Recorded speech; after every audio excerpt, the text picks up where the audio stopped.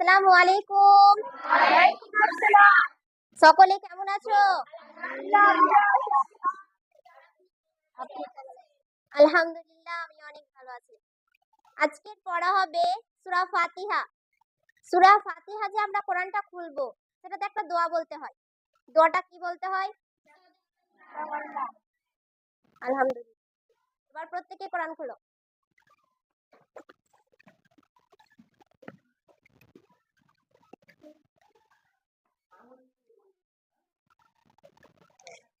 প্রত্যেকে হাত দিবে।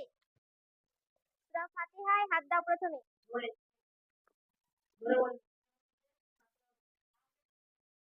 প্রথমে শুরু করব বিসমিল্লাহ দিয়ে। শুরু করবে। আউযু বিল্লাহি মিনাশ শাইতানির রাজীম।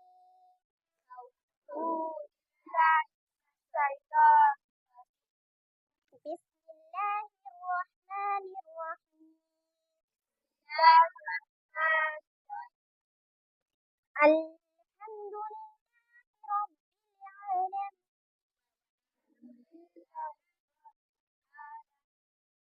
আর রহমান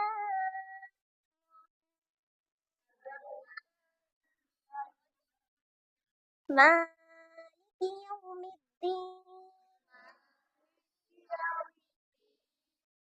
إياك نعبد وإياك نستعين.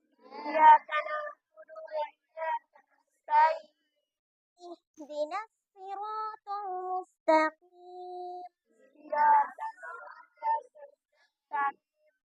صراط الذين أنعمت عليهم غير المغضوب عليهم ولا الضالين.